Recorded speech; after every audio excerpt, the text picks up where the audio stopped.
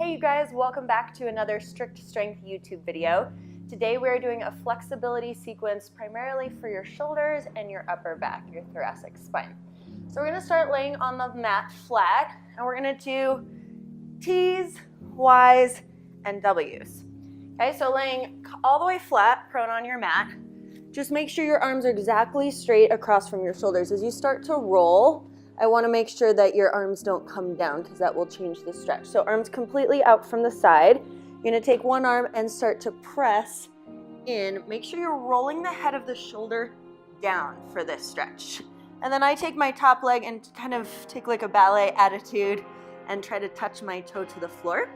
You can set your head down for a little more comfort or keep it up wherever you get the best stretch. Now, I don't feel a lot of stretch here, so I'm going to take it up a notch by lifting my top arm. That puts a little more pressure into that bottom shoulder. Or you can also reach behind, try to clasp your hands, which I cannot, or grab your top foot for a fancy little quadricep stretch. So we're gonna hang out here about 15 seconds. I've probably been talking most of those 15 seconds. This can also be done for a warm-up stretch as well, as long as you're pretty gentle.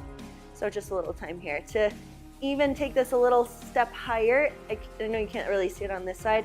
Flex the palm of your hand back there so your fingertips are lifted to the ceiling. And then just release, catch yourself gently, and roll out of that. So other side, check your T position one more time. Hand, twist, and rotate. So try not to duck your shoulder blade back, but instead rotate it forward, and down we go. Hi. So leg just curves around, and then you can set your head down. I'm going to take that arm all the way up, and I can't reach my hands, so you might be able to reach your hands and interlace your fingers. I'm just going to grab my back foot and flex my palm. I'm still really trying to work on shoulder flexibility for sure. My dance background has given me a lot of flexibility in my legs, but my upper body is lacking. All right, so those were our T's. Now we're moving to our Y position. So you're gonna do the same internal rotation with your shoulder here, one arm down. Try to really roll this shoulder down towards your mat, and then over we go. This is a very different stretch. It's kind of minor. I have to futz around with exactly where my hand is. Make sure it doesn't get up too high. You're gonna feel absolutely nothing there. And same thing. You probably are not going to be able to clasp your hands behind you here, so that's fine. You can take that arm up. You can do a little half bind underneath your body, or you can take that back foot.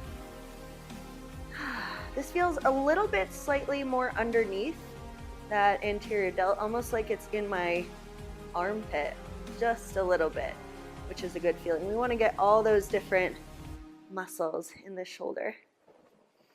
And release. We'll go right away into the other side. Check your Y position. Hand over, let that shoulder rotate, and away we go. You can always set your head down for support. Arm up, perhaps a little bind, or grab your back foot. A few nice deep breaths here.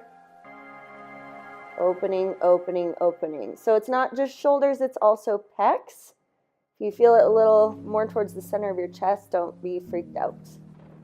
All right, release that. Last position here on the floor, W. Bam, like a little goalpost position. This one for me, I feel the most. So hand on the other side. Your goal is to really flatten your shoulder here, which I can't do. I don't know if you can see that or not. My shoulder, head of the shoulder stays slightly off, and ideally you want to get it flat down. So if you have a partner or someone around who can gently apply a little bit of pressure there or resistance, feels super good. So this is enough for me. I don't think I'm even going to take that hand behind. I'm feeling that stretch. Make sure your elbow doesn't get too close to your hip bones or your waist. You really want that 90-degree angle at the top of your arm. Oh, this was so good. So this video and splits videos, I'm like, yeah, you should do your splits. I can do the splits, it's fine. But this I need to do just as much as you do. So this is my personal goal, is to get those shoulders quite a bit more open. So other side, maybe you'll be able to see my shoulder. Ideally, this would be flat to the floor, but I'm just really tight there. Press it down. Don't let your elbow come too close to the floor. And up and over we go. Ooh, just feels so good. Nice deep breaths. This is perfect for a quick cool down stretch too, especially if you've just done a lot of upper body work. One more breath there. You're always welcome in your stretches to stay longer, but just for the sake of this video, we'll keep it kind of short. All right, bring it in. So now we're going to a butcher's block stretch, which I have done before, but never heard it called that before I started working with Kevin. So I'm gonna grab a little bench here and this on a box or any raised surface that you have. Okay, and you can do this at different heights and different levels, whatever is your preference. I wanna make sure I'm at a good angle here. Okay, so elbows on top, and then you want to slowly let your chest and then your head come through the space here. Oh, I feel it right away. It's so much stretch for me. And for some alternate modifications, if you want to put those hands to the same shoulders, that to me is a lot more tricep. So something to add maybe more at the end. Try your best to allow that thoracic spine and your rib cage to sink you in and down. I feel like I'm begging for something. Please, please give me open shoulders.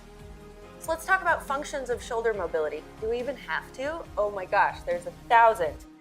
Handstands for one, you absolutely cannot get a nice stacked and aligned handstand unless you have that openness to align your shoulders.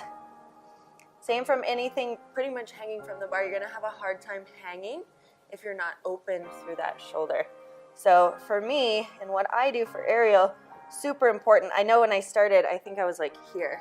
I couldn't even get to an open position through my armpit, and I'm still really working on this.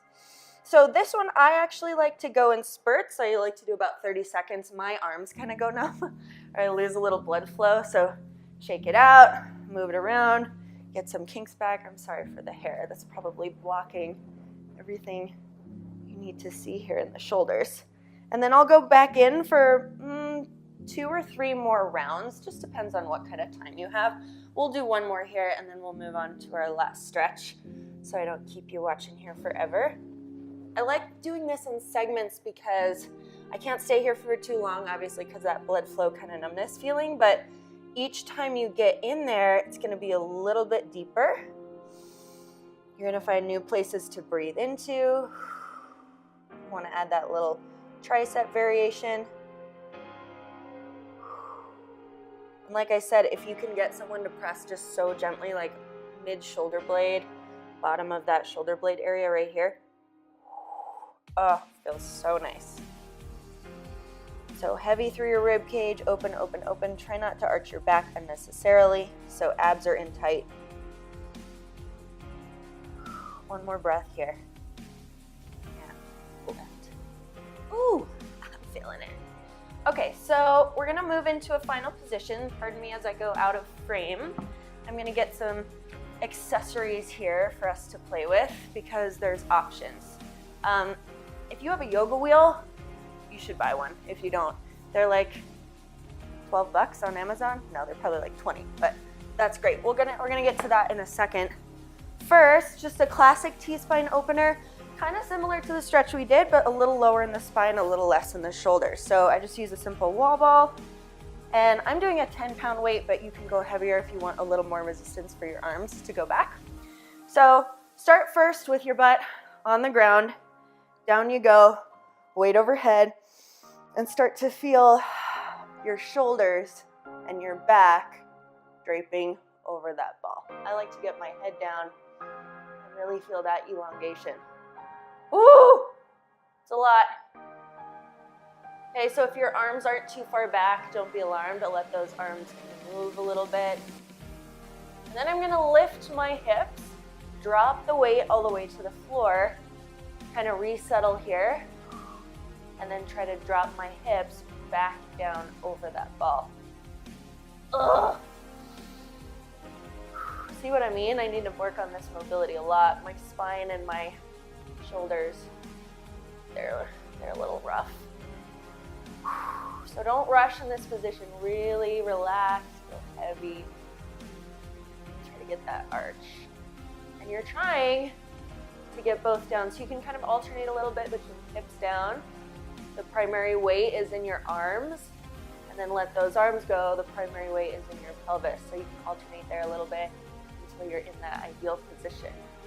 So, another way to do this with the yoga wheel, it's very similar. It just feels a little more intense on the curvature of your spine. Just love this thing. It's just a great little toy. And same idea here. I don't even know if I'm going to use the weight. So see how much more curvature is in the spine? Oh, mama. I just interlace my fingers a little bit. I kind of roll it up and down to get a little movement there. And same thing. So let's see if I can find my weight. Yay. There it is. So I can start with my hips down, head down, work that upper body. I can drop the upper portion and work my tailbone down and work between the two. Okay, really, really good options there. Open up the thoracic spine, the kind of eyes of your shoulders there, and the fronts of your shoulders with those initial stretches. So I hope you found that valuable. Hope you're having a great week. See you next time.